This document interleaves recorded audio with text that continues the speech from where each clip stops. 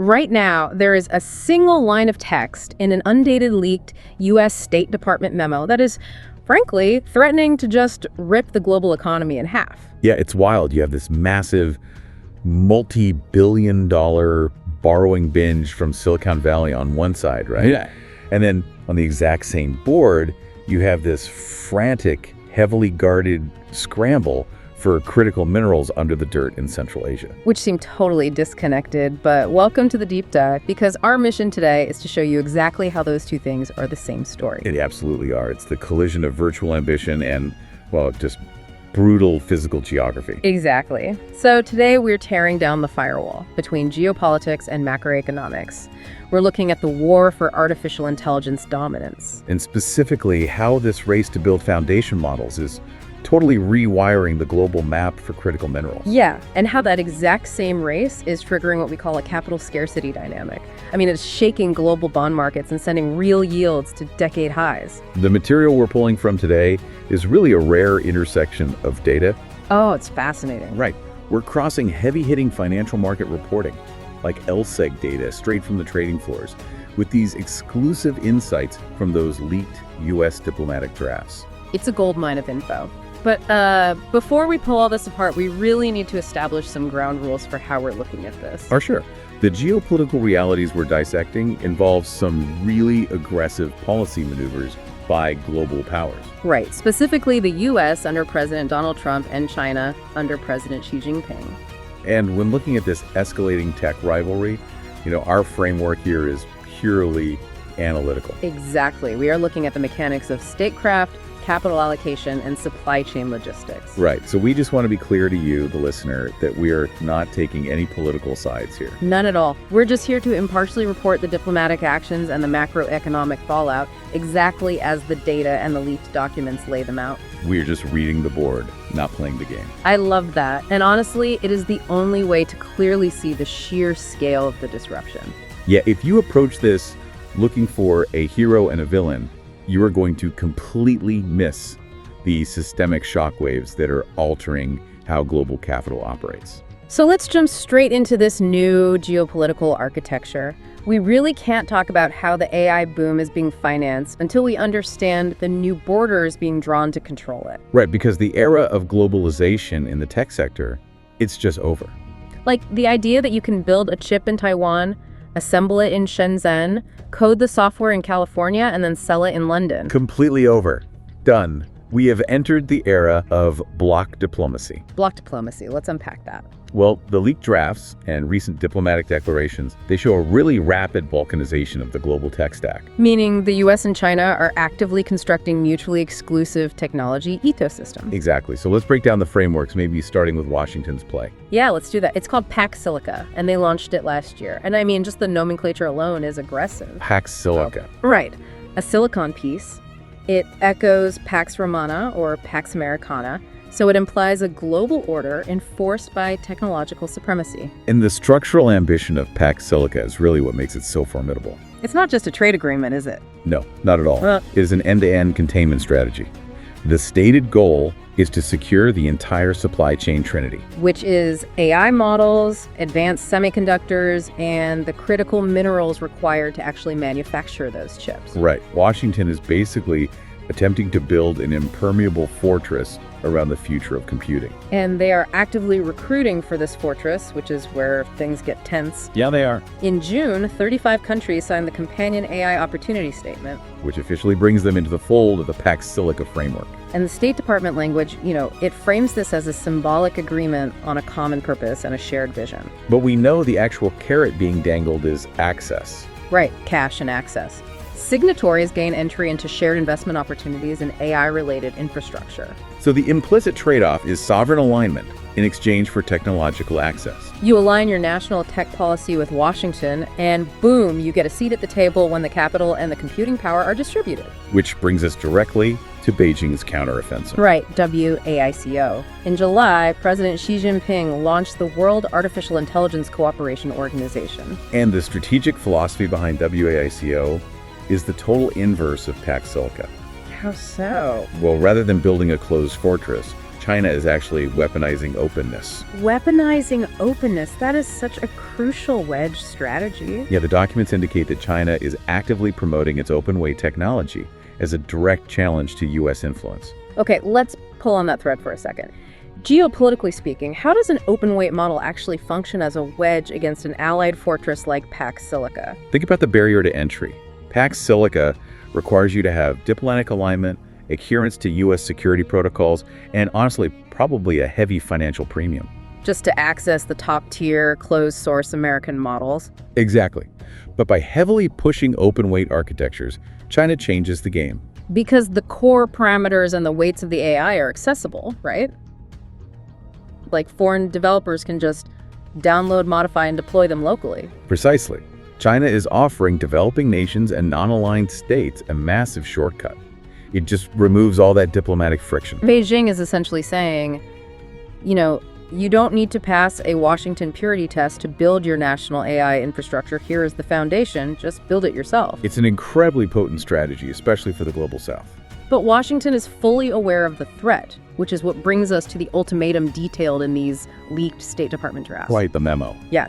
Dozens of nations are about to receive a very blunt message, which is basically pick a side. And the language in that draft, it leaves zero room for diplomatic ambiguity. None. The U.S. is preparing to explicitly warn countries that they will be actively excluded from the Pax Silica coalition if they sign up for WAICO. The quote from the U.S. official involved in drafting the memo is just striking. Let me find it. Yeah, they state flatly, you can't have it both ways. Right. They argue it is impossible for a country to credibly position itself as a trusted partner in the American ecosystem, while at the same time joining an initiative designed by China to advance a competing vision for AI. It's like being forced to choose between Apple and Android back in the day, but, if choosing Android meant you were locked out of the global financial system. That's a great analogy. It completely upends the last 20 years of tech diplomacy. It totally replaces the logic of free markets with the logic of a zero-sum Cold War.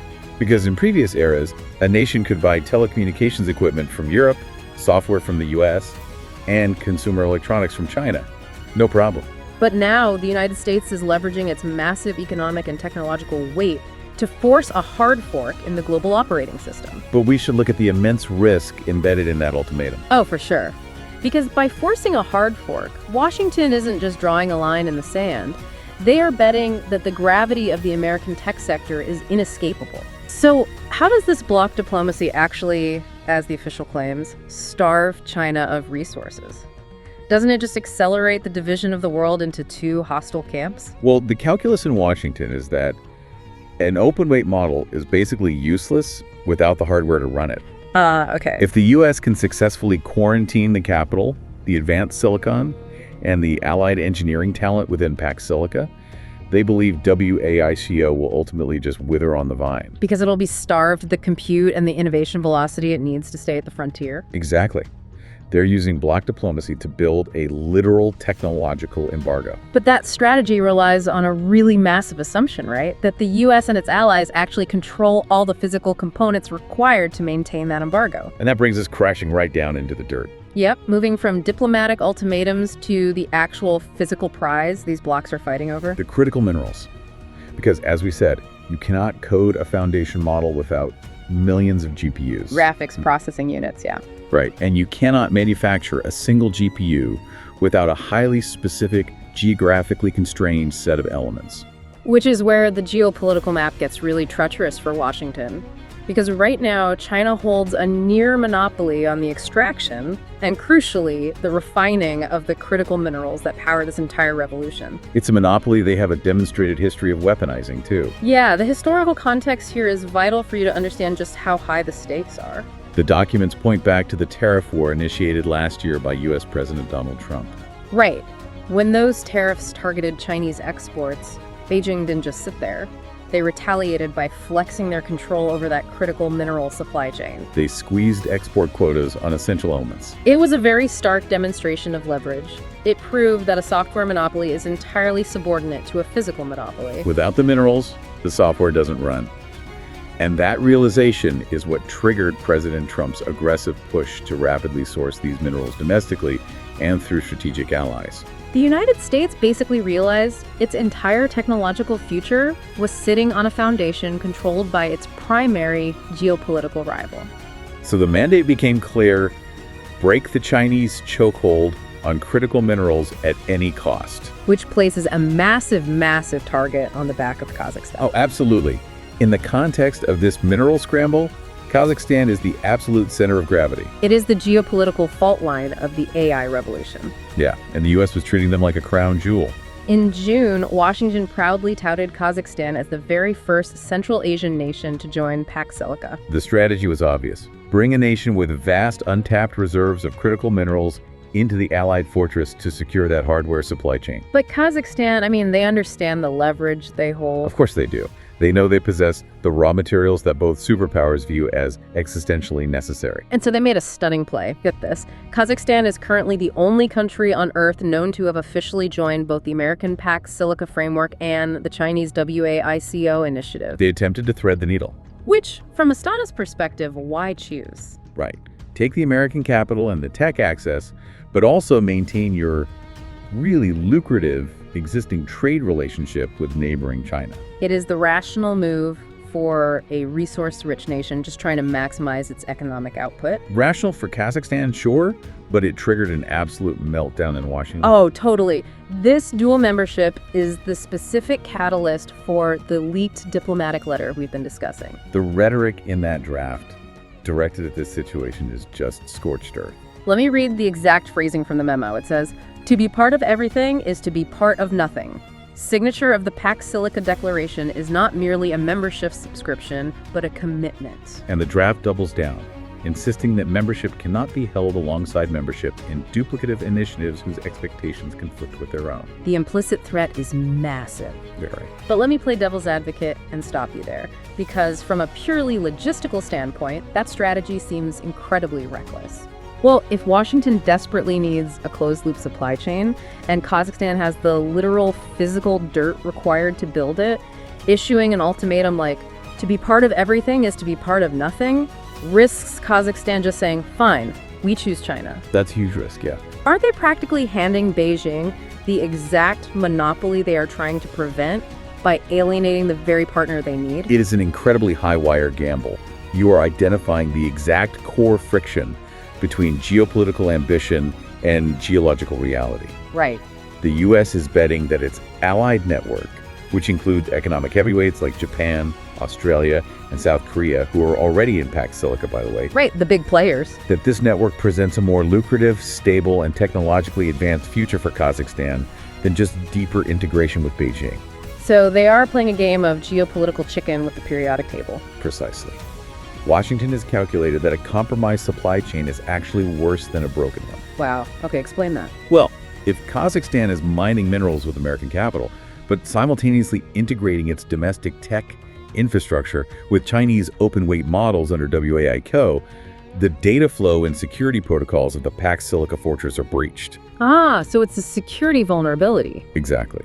The U.S. is signaling they would rather cut a mineral-rich nation loose and suffer the supply shock than allow a backdoor into their ecosystem. It perfectly illustrates why this is a new Cold War. The level of paranoia regarding supply chain contamination is absolute. But we really need to ask why the paranoia is at this pitch. Right, because superpowers have engaged in espionage and resource wars for centuries. We've seen this before. Yes. So why is artificial intelligence fundamentally different? Why are nations risking massive economic fallout over the processing power of data centers? Because the capability ceiling of this technology is not just unknown, it is scaling at a pace that breaks traditional models of deterrence. The documents are actually really explicit on this point. They note that the exponential growth of AI capabilities has forced a global reckoning over its power. And the specific example highlighted in the text is what shifts this from a conversation about economics to a conversation about national survival. Yeah, this part gave me chills. The text points to the emerging ability for AI to hack autonomously. Autonomous hacking. It fundamentally alters the paradigm of cyber warfare. Walk us through that, because if you look at the last 20 years of state-sponsored cyber operations, they are incredibly labor-intensive. Very. Identifying a zero-day vulnerability, writing the exploit, navigating the target's network, extracting the data, it requires teams of highly specialized human intelligence operatives. Working for months or even years. It's bespoke, artisanal warfare. Exactly, artisanal warfare. But an advanced autonomous AI model, it can run millions of permutations a second. Just nonstop. Right. It can map an entire nation's power grid, financial infrastructure, and military logistics networks, identify thousands of vulnerabilities simultaneously, and then execute coordinated exploits without any human intervention. So it industrializes cyber warfare at a scale that human defenders just cannot possibly respond to. Right, it outpaces human reaction time entirely. Which means when the text discusses the race to make the most sophisticated AI, it explicitly frames the ultimate goal as achieving military or economic dominance. We're not talking about consumer software anymore, like generating funny images or writing emails. No, we are talking about the next evolution of the nuclear deterrent. And the dual-use nature of foundation models is the key to understanding the aggressive posture. Dual use meaning it can be used for civilian or military purposes, right? Yeah. A model trained to optimize global shipping logistics is fundamentally similar in architecture to a model that can optimize ballistic missile trajectories or coordinate autonomous drone swarms. Which totally explains Beijing's current defensive maneuvers. The documents reveal that China is weighing severe restrictions on overseas access to some of its leading AI models. It perfectly aligns with their stringent national security agenda. It's like how the United States heavily regulated the export of advanced cryptography in the 1990s, classifying it as a literal munition. Exactly the same playbook. China is recognizing that its top-tier foundation models are critical state assets. And allowing foreign actors unfettered access to the weights and parameters of those models is increasingly viewed as just an unacceptable vulnerability. So the level of control both Washington and Beijing are attempting to assert is really staggering. We have a diplomatic quarantine forcing nations to pick sides. We have a desperate scramble to hoard the physical minerals required for the hardware. And a realization that the software itself is a weapon of mass disruption. And constructing this entire apparatus, building the fortresses, securing the mines, and training models that cost billions of dollars per run, it requires a level of capital expenditure that is physically warping the global economy. Which is where we cross the Rubicon from geopolitics into macroeconomics. We've mapped the war. Now we have to look at how it is being funded. Because building an AI fortress requires cash, unfathomable amounts of cash. And that cash is being drained directly from the global bond markets by the hyperscalers. The hyperscalers. So we're talking about Alphabet, Amazon, Meta, Microsoft. Right. These companies are operating at a scale that sovereign nations struggle to match. They are engaged in an infrastructure build-out that has no historical precedent outside of wartime mobilization. The LSEG data cited in the financial reporting is genuinely shocking when you look at the numbers. Yeah, these tech giants have issued almost $220 billion in bonds so far this year. And to really understand the velocity of that borrowing, you have to look at the baseline projections. Right, because $220 billion sounds like a lot, but context is everything. Exactly. That $220 billion, raised in just a fraction of the current year, is already more than double the $108 billion that analysts had projected these companies would borrow in the entirety of 2025. Wow, so they're violently borrowing from the future into the present. Yes, they are looking at the geopolitical reality we just discussed, the locking down of supply chains, the scramble for minerals, and they are hoarding capital to build the data centers right now, regardless of the cost. And that hoarding behavior introduces this concept of the capital scarcity dynamic. Right, which Vivek Paul, the UK chief investment strategist at the BlackRock Investment Institute, identifies as a relatively unprecedented competition for capital in recent times. Let's visualize how this capital scarcity actually functions on a trading floor, just to make it real for you listening. Good idea. Imagine the global bond market as a massive, high-stakes, exclusive auction house. The item up for bid is capital, meaning the pool of money that institutional investors, pension funds, and sovereign wealth funds have available to lend out. Right, the global sponge of money. Exactly. And historically, a diverse array of players enter this auction. Say a mid-sized industrial firm in Germany needs $50 million to build a new manufacturing plant. Or a municipality in the US needs $100 million to repair a bridge. Right. They approach the market, offer a reasonable interest rate on their bonds, and secure the funding. Because the supply of capital, while not infinite, was generally sufficient to meet the diversified demand at a relatively stable price. But the dynamic Paul is describing means the auction house has basically been raided. the AI hyperscalers have just kicked down the doors. Meta, Amazon, Alphabet, they aren't asking for $50 million, they're asking for $50 billion. And because their market caps are in the trillions and their projected revenues from AI dominance are astronomical, they are willing to aggressively overbid for that capital. They flood the auction with a massive supply of corporate bonds. And this is happening precisely when the other massive player in the room, meaning sovereign governments, are also borrowing heavily. Yeah, the text notes that governments are maintaining high deficit spending, so they're flooding the market with treasury bonds at the exact same time. So you have a massive simultaneous surge in the supply of bonds from the world's most aggressive corporations and the world's largest governments, All competing for the exact same finite pool of investor capital. And when supply overwhelms demand in the bond market, what happens? The price of borrowing goes up. Right. Institutional investors look at the sheer volume of debt being issued and realize, hey, we hold the leverage here. They demand a higher yield, a higher return on their investment to absorb that flood of bonds. And this is the exact mechanism that connects the hyperscalers' data centers directly to the borrowing costs of the rest of the world. Because by overbidding for capital, the tech giants are artificially driving up the baseline price of entry for everyone else in the room. Which brings us to arguably the most critical metric in this entire deep dive, real yields. Yes, real yields. If you want to understand the true macroeconomic risk of the AI boom, you have to understand real yields. So let's define the mechanics of a real yield, just to be totally clear. Sure, the nominal yield on a bond is the sticker price. Say it's 3%. But the real yield is the return an investor demands after stripping out the corrosive effect of inflation. The math in the source text illustrates this perfectly. If a nominal yield is 3% and expected inflation is 2%, the real yield, meaning the actual increase in the investor's purchasing power, is 1%. Real yields represent the true fundamental cost of capital in an economy. And the data indicates that these inflation-adjusted borrowing costs have violently spiked. They are at their highest levels in over a decade across major economies. The numbers are incredibly severe. U.S. 30-year real yields, measured by inflation-linked bonds, are hovering near 18-year highs at around 3%. Consider what a 3% real yield on a 30-year bond actually means for a second. It's massive. It means an investor can lock up their money with the U.S. government, which is the ultimate risk-free asset, and guarantee a return that beats inflation by 3% every single year for 3 decades. And that phenomenon is not just contained to the United States. No. British and German 10-year real yields are also trading around their highest levels in more than a decade.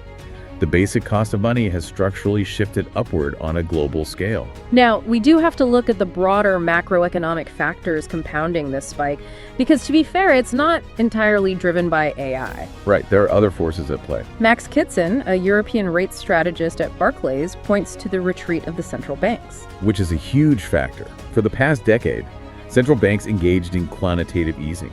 They were essentially the buyer of last resort, vacuuming up bonds to artificially suppress yields and stimulate the economy. But Kitson notes that era is over. Central banks are no longer buying bonds, meaning the market has to absorb the full weight of the hyperscaler and government debt issuance without any safety net. He also points out that strong economic growth, specifically in the US, is a factor. Markets are pricing in potential rate hikes, which naturally pushes real yields higher. But the text provides a really fascinating contrast when we look across the Atlantic to Europe. Yeah, Al Cattermole, a senior fixed income portfolio manager at Mirabud Asset Management, provides that nuance. He notes that while AI is sucking up capital globally, in Europe, the drivers of these high yields are distinctly geopolitical. Cattermole specifically cites defense spending, energy security, and infrastructure investment as the primary forces pushing up European yields. Which perfectly circles back to our initial discussion of the new Cold War. Exactly. Europe is frantically borrowing to rearm itself and decouple its energy grid from Russia, while the US hyperscalers are frantically borrowing to build Pax Silica. It's a dual drain on global capital. And yet, through all of this massive borrowing and global friction, the text notes a really critical anomaly. Inflation expectations remain largely steady. Despite escalating conflicts, such as the situation in Iran mentioned in the reporting, the market just doesn't foresee a massive inflationary spiral. That is the absolute crux of the crisis, isn't it? If inflation isn't driving these yields higher, it means the sheer volume of the debt, that capital scarcity dynamic, is the primary engine. Yes. So walk us through the fallout. If you're listening and you've checked your retirement portfolio lately and wondered why traditional equities are stalling out or why capital expenditure in legacy industries is shrinking, how does a 3% real yield act as the invisible hand pulling that money away? Well, think back to that mid-sized German manufacturing firm. What happens to them in this environment? Right, the one that needed $50 million for a plant. Exactly. That German manufacturer is effectively priced out of the future. How so? When they approach the bond market to fund their new plant, the investors look at the 3% real yield offered by a risk-free government bond, or the slightly higher yield offered by a trillion-dollar hyperscaler. And they compare it to the risk of a mid-sized firm. Right, so the investors demand a massive premium to lend to the manufacturer. The cost of debt becomes so prohibitive that the manufacturer simply abandons the project. They don't build the plant? They don't hire the workers. The capital required for traditional economic growth is completely asphyxiated. Exactly. Now multiply that across thousands of non-AI businesses globally. Real estate development stalls. Infrastructure projects are delayed. The broad economy suffers a severe capital drought because the tech titans are shrinking the entire reservoir. And it drains the stock market as well. Because if an institutional investor can secure an 18-year high, inflation-beating return from a totally secure bond, their incentive to risk capital on volatile non-AI equities just evaporates. The money flows out of the broader stock market and into debt, creating immense macroeconomic vulnerability. The irony is just staggering.